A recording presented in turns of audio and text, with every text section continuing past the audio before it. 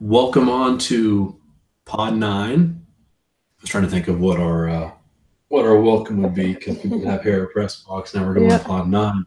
New logo, same sort of podcast that we're trying to do. Picking back up where we left off, talking our sports, talking our athletes, our teams, covering a side of the sports world that doesn't get as much attention. So here we are to talk on Pod 9, and we got a handful of subjects to go over through today. Updates, a few big events coming up, a couple different sports involving our national teams that we'll hit on today, and maybe heated opinions. We'll see what we get into tonight. I'm sure there will be worse subjects coming down the line, or sort of use of the few things we're going to talk about tonight, at least. So let's get right into it. Yeah. First, the FIBA women's tournament is picking back up tomorrow. U.S. will play Nigeria at 5:30 a.m. That game will be on ESPN3. Nigeria, the first African team to advance quarterfinals. They do feature two players known to us. One, Arizona State previous guard for the Arizona State Sun Devils, Promise Amukamara, and Evelyn Okatar for number 3 pick, Dallas Wings. Those two are featured on this Nigerian team. Alyssa, you said you haven't got a chance to watch them yet. I know we're going to talk a little bit about one player in particular who's not on this team. Right. Any thoughts on this team as much as you have been able to follow them? Yeah. Unfortunately, I haven't been able to watch as much as I have wanted to, but I think with the talent pool that the U.S. has, it's incredible. So I think even though they're missing key player like Amaya Moore, they're not losing talent. They're not losing the skill that is basketball. So it's kind of just next one up with this team, and that's just how it goes with us. We're just an incredible team that we have the ability where, when we have to narrow it down to 12 players, it's a very, very difficult decision to make, and I'm just glad I'm not the one who has to make that decision. U.S. has won 9 FIBA titles. They've never won 3 consecutive titles. Do they do that this weekend? I got to imagine they do. I would be hard-pressed. The only team that I think has a shot at taking them down would be in Australia or Canada. Kia Nurse has just been playing out of this world. That's pretty much the only portion that I've been able to keep up with. I think she's averaging close to 20 points a game. So she's been playing out of her mind so far. Yeah, Canada playing Spain to cap the day tomorrow. Australia, China play right after. U.S. and Nigeria, Belgium, and France play there in the middle. So those are your 4 quarterfinal games. Good article from The Undefeated. Had some information there on this Nigerian team. Talks about their scrappiness, talks about them being undersized. But even with that lack of size, they do actually lead the tournament in offensive rebounds. So just something to show you how that team gets after the ball and has probably won games that way. They did just beat Greece by a point to get into this game. So we'll see if that does give U.S. athleticism any fits, and keep it close, right? At least keep it close. Right.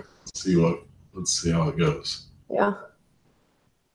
Semifinals are on Saturday with the finals on Sunday. Did mention a player that is not on this roster. She joined a few other players who are not playing as well. One of those other players, Lindsay Whalen, did recently retire, so give her a pass as she prepares for her first season as head coach at the University of Minnesota. But this player, Maya Moore, who has been very vocal about the lack of time in between her 2 professional seasons and this run here with the national team.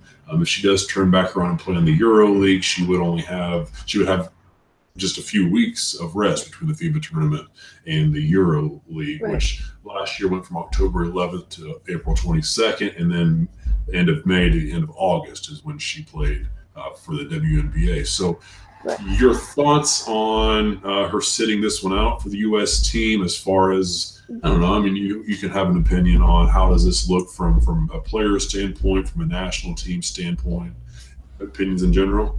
Yeah, I read an article earlier that said that she's not going over to play in Europe. So I think she's one of those players that has pretty much been going nonstop for more than a handful of years now. So I think obviously it's deserved.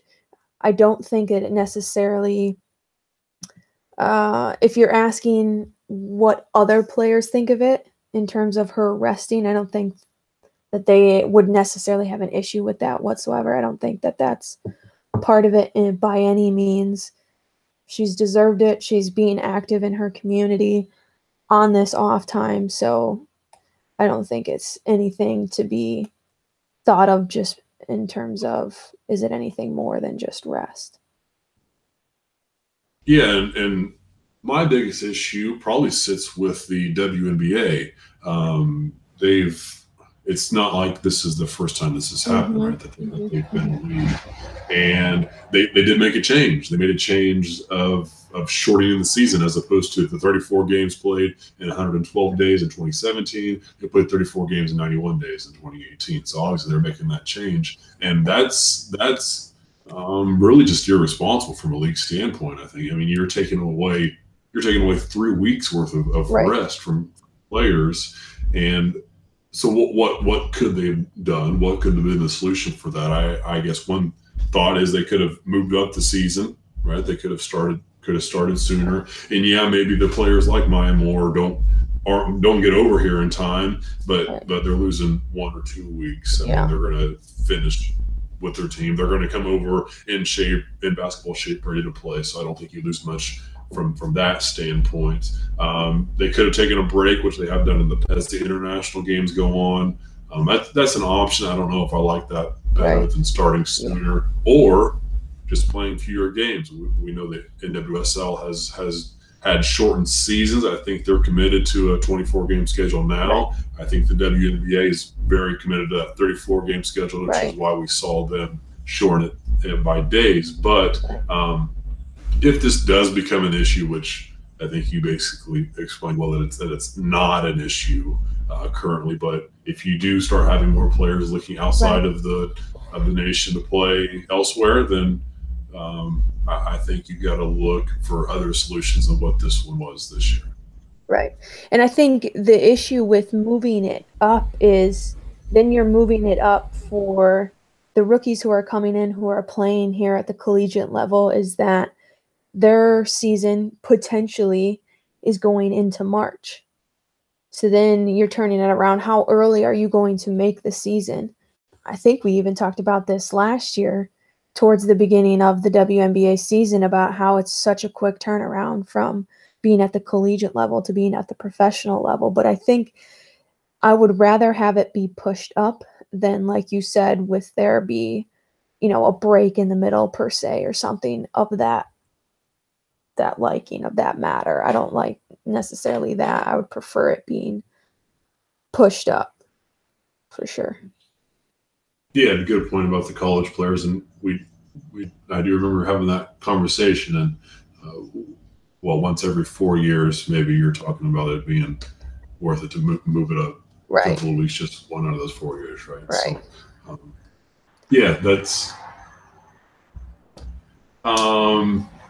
not really interesting because one, it hasn't been a big issue, and two, we're seem to be a strong enough team without even a couple of the best players in the world. So that says something about the team. Yeah, exactly. Yeah.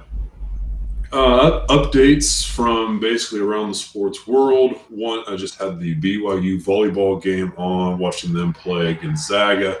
I'd imagine that is over. It is 17-9 in the third set. BYU, number one team in the nation, one of the three undefeated teams remaining. 3 teams at 13-0. BYU, one of them. They've only lost 4 sets all year, 2 of those being to then number 1 Stanford. Number 7, Illinois. They play Iowa tomorrow. They are the lone Big Ten undefeated team left. They are one of 5 Big Ten teams in the top 10. And number 8, Pittsburgh. They play the University of Miami, Florida tomorrow. They are also 13-0. NCAA soccer. There are 4 top 30 matchups that you can follow on Top Drawer Soccer. None of those are complete, or at least haven't been posted yet. UCLA does play Stanford here in less than an hour. Yep. That'll be on the Pac-12 network. NCAA hockey does start this weekend. Clarkson will be number 1 after they've gone back-to-back championships, 2 in a row, and that they'll have their shot for the 3rd in a row, March 22nd, 24th. That's in Camden, Connecticut, which I'm sure will be a topic of discussion eventually on this podcast, as it'll be the first time in 37 years that it's not in Minneapolis. So that's very good that we do have another city in the United States of America to host a hockey championship. Who would have thought? NWHL, yeah, who would have thought? NWHL October 6th, their starting date. Alyssa's W League begins on October 25th, which we'll get into some more probably next week, as there was a great article I got to read on about a handful of different changes coming to the W League, trying to spark some interest, and definitely going to spark some stronger teams and hopefully better play. More players come to that league. And back to NCAA soccer. I guess I'll start with the one that's great for me. The headline that's great for me. Big Ten did announce that they are going back to Grand Park, just northwest of Indianapolis, a suburb there. Can't remember now what it was called, but second year in a row that the championship Big Ten will be played northwest of Indianapolis. Great venue, and there's articles of the commissioner talking about how they're going to involve the city more and put a lot of effort into making it a great experience for those in attendance. On the other end, and this might have been announced for a while. I don't know when it was announced, but the College Cup will be returning back to Cary, North Carolina. Mm-hmm. We are 1 year removed from the NCAA saying we will not go there for social issues that made a lot of sense, not to basically reward such a state with that type of atmosphere and attention. So it's very odd to me that was a 1 year punishment. In my opinion, the championship getting moved to Orlando went very well for the NCAA last season, and attendance wasn't great, right? I mean, you're not going to get the attendance that you had in North Carolina, but with that in mind, the reason why they got out of there, I am saddened to see it move back, and we probably won't hear anything about it anymore. And relating this back to the NCAA hockey thing that we just talked about, where they're finally moving it out of Minneapolis. I think it's only 3 years, not 37 years that it's been in Minneapolis consecutively. But the opportunity is there for the NCAA to say, you know what, let's move this thing around a bit some more. Who can outdo Orlando? Who can what city in Texas? What other city in Florida? Where we're at in California or elsewhere on the West Coast can show out and show that this sport and these girls have earned the right to play in front of thousands of fans, and not just in North Carolina where, oh yeah, that something went on there that we don't like and we don't want to be associated with. Right. So that's my thinking. Any opinion from you? Yeah, I mean, I'm on board with that. I think to maybe counteract your Orlando point just a little bit, it was very disheartening to see that attendance was just low. And I think in general, watching the NWSL this year, just attendance there has just been extremely low. And, you can take that in many different ways, but Orlando is kind of claiming themselves as a soccer city. You kind of hear that a lot, especially when you have a pro team, but then when you have a national team come in, there's two different numbers that you get for attendance, two very drastic different numbers sometimes in some places. So for me, it was very disheartening to see that happen. But I also think that there has to be some sort of effort put into advertising this, to marketing this, to being like, hey, this is happening. And then being not that, but having things around the city that are specifically geared towards the College Cup. Like, let's have this going on. Let's have this sort of community event happening within the first couple days. And you take a look at, and this is comparing a professional sport, but if you take the Super Bowl, you look at how many things went on in Minnesota at the beginning of this year that were happening because of the Super Bowl. So people are going to go just to experience those things, even if they don't go to the game. They're at least out there. You can at least market to them. They're going to give you the exposure that you're looking for as well, even if they don't end up going to the game. So I think that's a huge part. The marketing portion is something that I've taken a pretty close look at this entire year, a little bit more closely, especially for our side of things, for our sports. So hopefully this is going to go well, that there's no hiccups, you would assume, with the North Carolina Courage taking the title this season, that those fans will come out and they'll be there and they'll carry North Carolina well. Yeah, and a couple points to that. One, you talk about paying attention more to the marketing, and I'll be sure to keep you in the podcast up to date. As being a Red Star ticket holder, I'm interested to see how much stuff I get sent and what type of promotion is going to be there for me to get to Toyota Park. Right. As much as I can. And another thing that relates to that is the WNBA article that I read today, and sent it to you. Didn't plan to get into it tonight, but we will eventually, talking about the president of the WNBA making an effort to hire a consultant to look into that. How do we market ourselves? How do we expand our audience to bring our game to more fans, and in particular the younger generation of girls who look up to these players. Right. Yeah. I do like to do, and I am going to make a very concerted effort to get this done. Now going to be a monthly daily report on my plan. So I do have my monthly daily report prepared.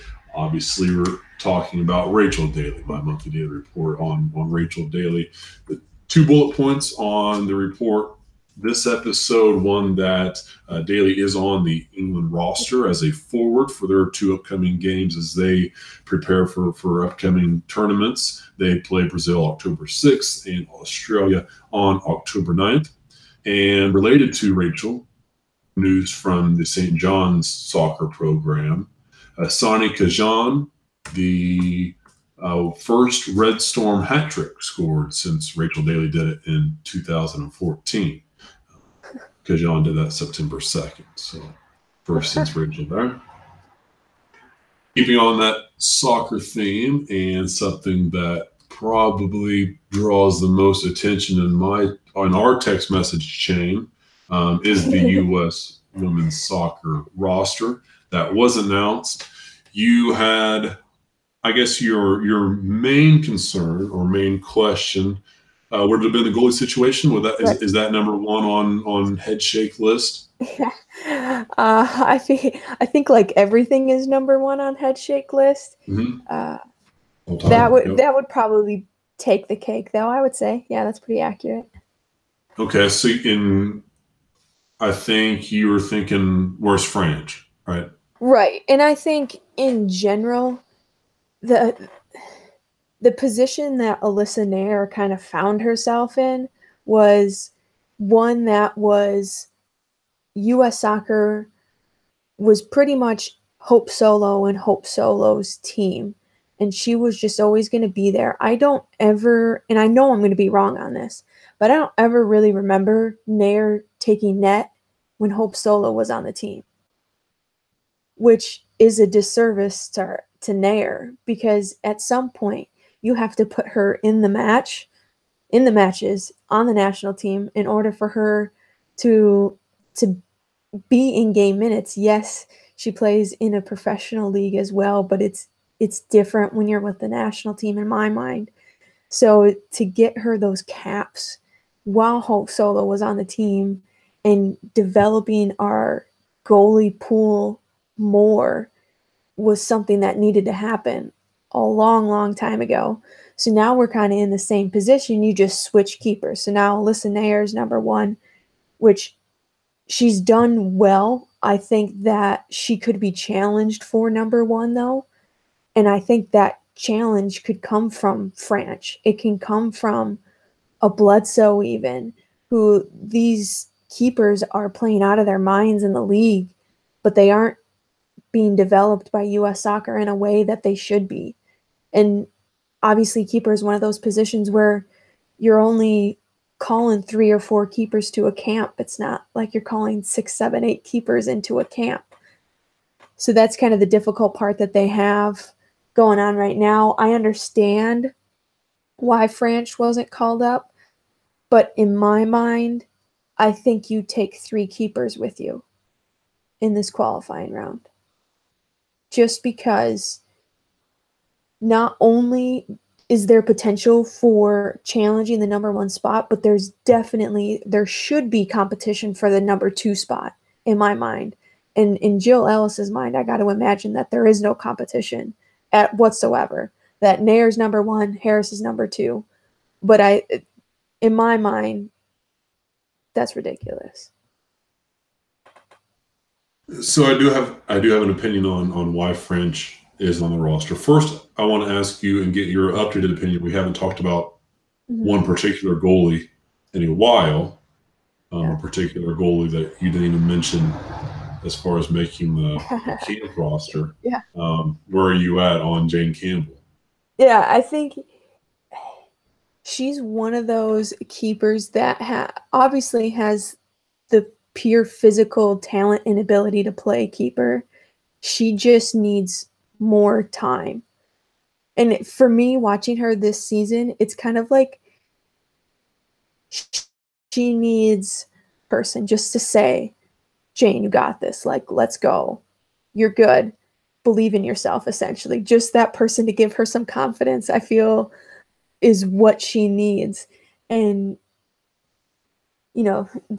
she can be part of that conversation. She can be thrown in there with Bledsoe, with Franch. That's all kind of where that was leading, essentially. So there's so many keepers that I think are on the radar, but how U.S. Soccer is using them, how U.S. Soccer could potentially develop them just isn't happening. And she happens to be one of those. But I think she's a little bit lower on the poll necessarily than a Franch is.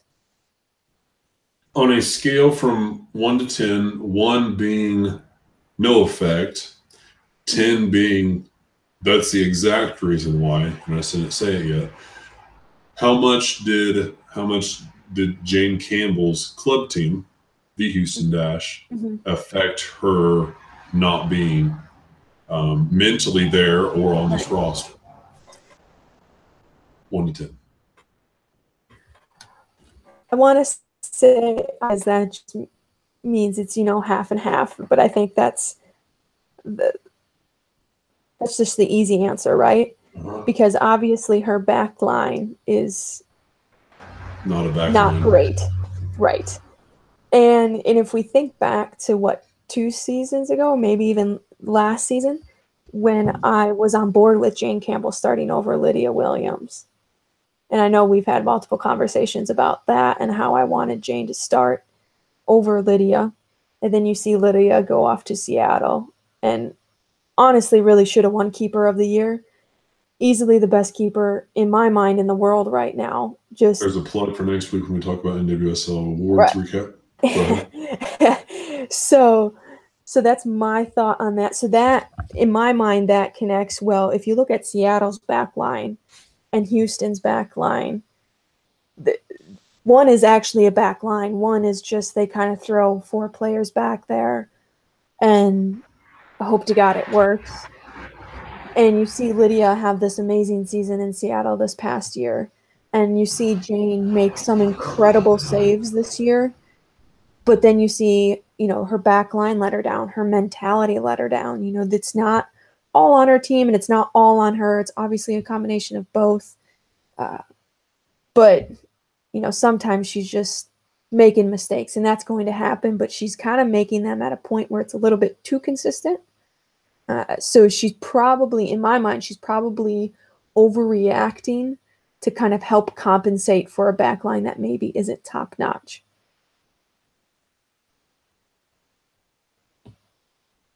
So my thinking on why isn't Franch on this roster? Mm-hmm. And I texted, I don't know how I worded it in text. I know I left it vague, just so I can talk more about it on here. I think having Franch on this roster, if she had made this roster, that would only be stunting the development of the goalie situation for the U.S.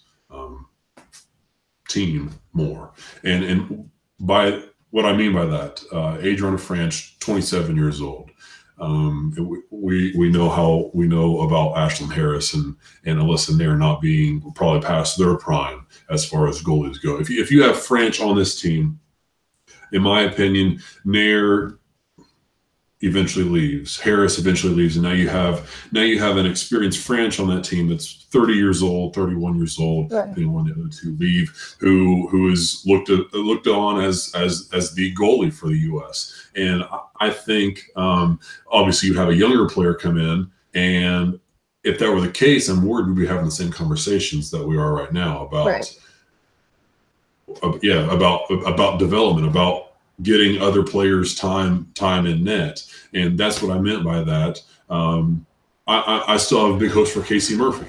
Passed on Jane Campbell, but I also knew that Casey Murphy was waiting in the wings for something better from Rutgers. She spurned the NWSL, but playing for Montpelier. I was trying to look up stats, can't find anything for her, but I still do believe that she is the future in goal for the U.S. team. 22 years old, and I think we're a camp, a big international tournament away from seeing her make some strides and get some time. Haven't heard any reports on her. Maybe there is something that we don't know or that doesn't get reported, like typical, right? As far as maybe she doesn't have any interest to play, which would be a surprise considering she's the best goalie under 23 years old in the world, most likely. But that's my opinion. Does that make sense? Yeah, no, and that's where I figured you were going with that when you left it vague, and in that it messes with, you know, the attempt to kind of move on to the next generation, essentially. And that's kind of what we're in the middle of right now. And that's really, at the end of the day, what our struggle has been, is that we haven't been able to make that transition from having the veterans like a Lauren Holiday, like an Abby Wambach, like how we were from, you know, Mia Hamm and Lily to the Lauren and the Abbies. And we haven't had that and I really think we haven't had that steadfast leadership like you had in a Mia, that you had in an Abby. We don't have that right now. And so I think at the end of the day, that's what it kind of all comes down to. And so I think in a way it stunts everyone's growth, especially when you have a coach who's, in my mind, not necessarily making the best decisions. I think that this group that she pulled together is going to probably be really darn close to the team that's going to be going to the World Cup. And I am very interested to see how they do in CONCACAF. Because believe it or not, the world is catching up. And that's been made clear. Yeah. One question mark on this roster for me was Haley Mace, a collegiate player from UCLA, who we've had plenty of conversations. And it's gotten to a point to where it's no longer actually really sad or upsetting. I was more even happy that only one college player was pulled out. Well, and yeah, so and Tierna Davison is injured out for 10 to 12 weeks. I'm sure she would have been on this team. Oh yeah, she would have. But yeah, so get a little past jealous does for only having one college player because there was only really one that was eligible to take out a class. So. That's very true. I'm glad you're the optimistic one. Yeah, that's right. You know how we've had conversations, or I've had conversations with you about Haley Mason. I'm a big supporter of her. I think she's going to be great. But yeah, that was probably besides the keeper situation, that was probably the biggest head shaker for multiple reasons.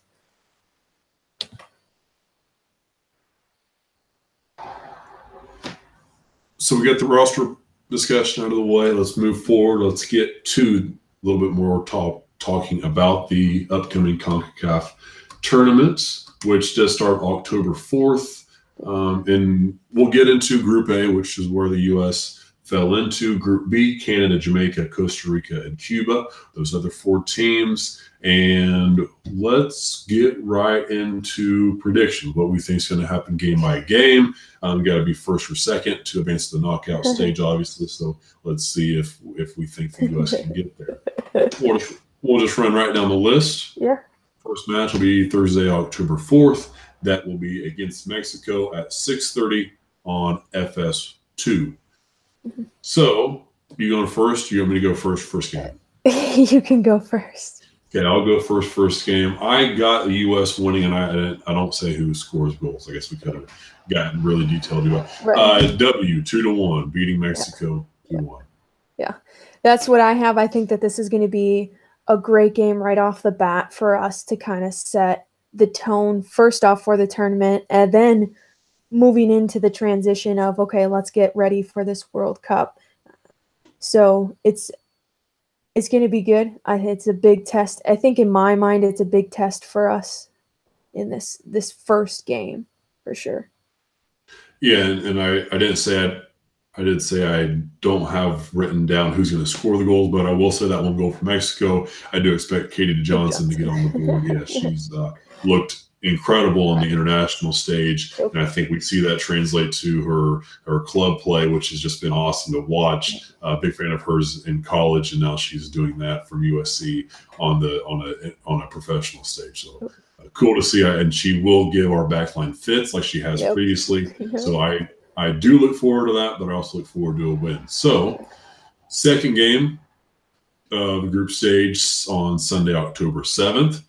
U.S. at 4:00 p.m. on FS1 will be playing against Panama. Panama, your prediction, go? Oh, I think we get the W, but in terms of how many goals we score, that's yet to be determined. I think pretty much as far as group stages go, Mexico obviously is going to be our toughest game, and then we should pretty much just roll through it for as far as group stage goes. Yeah, I've got 3-0 down as my score for that Panama game. Then to wrap up that group stage on Wednesday, October 10th, U.S. will be playing Trinidad and Tobago at 6:30 on FS2, which I'm sure the other side of the sports world will be very eager to watch to see if at least somebody in this country can beat that country. Do you have a prediction, score, thoughts on that game? No, I mean, I think it would be accurate for our other 2 group stage games for it to be a 3-4-0 win against both of those teams. And I've got us 6-2. I think we're always due for one of those games like that where a lot of goals scored and they can score a couple on us too, I guess. So that's where I'm at. So we're at least both in agreement that they're going to advance to the knockout stage. Right. Yeah. Okay. And knockout stage, those matches will be played on October 14th, and then the championship and third place match will be on October 17th. We'll get into those predictions as we get closer, maybe a week away from talking more about that. Do you have any thoughts about the other group? You did mention Canada. Would that be your? Is that loud? Would that be your pick to get to the championship from that group? Any surprises? Yeah. I don't foresee them not making it out of that group. I think that would be a complete disaster and a downfall for Canada. They're always just going to be that tough team. especially when they play us. They could be, ranked 50th in FIFA rankings, but still give us fits at our number 1 ranking. So just kind of one of those rivalry games. But yeah, I think they make it out of group stage. Yeah, probably all in all, and maybe even easier group there than Group A, which I guess it's just gonna come down to where are those 3 teams. Obviously, one of those groups is going to have 2 of the top 3 teams. Right. Yeah, I can see Costa Rica wreaking a little bit of havoc in that group, but I think Canada still comes out on top. Mm-hmm. At that, then maybe we're looking at a U.S. Costa Rica matchup in the first round of the knockout stage if they do wind up getting second from that group, and then Canada would, the way we're talking, play Mexico with a chance to go to the championship. So, like I said, a week from tonight, 1, we'll be back on with our podcast, and 2, they'll be starting their matchup with Mexico and U.S., and they probably will just be wrapping up as we are coming on air. So we'll have some wrap-up talk about that, and NCAA hockey, if anything comes up, any big upsets, I'm sure we'll have that to talk about, and other talk about the WNBA that I mentioned earlier. So and eventually we'll have to get Alyssa's thoughts and hopes for the W League. Keep us in tune for that. Is there anything else for tonight? I've got nothing. Okay, so the plan is to be that Pod 9 will be on from 9:09 to 9:49 each and every Thursday night, unless if something comes up like one of us are at a sporting event, which does bring me to a point that I did want to talk about, which we'll cover more next week. I'm sure I've heard about it, but I actually ran into it tonight while looking up articles, and that is the She Is Initiative, talking about attending women's sports games, our sports games, and making it known that you're making that effort to support that side of the sports world. So you can go on there, take a pledge. Might even have you, Alyssa, do that with me next Thursday. So if you haven't already, maybe you already have, but we'll spend some time, look over that, and see what's all going on. And I think that's going to wrap us up for tonight. So this will be on YouTube. There's a chance I can just like upload this to an actual podcast thing, but we'll see how that goes. I'll figure that back out. But that is going to be it for Pod 9. Thanks for joining us, and we'll see you next week.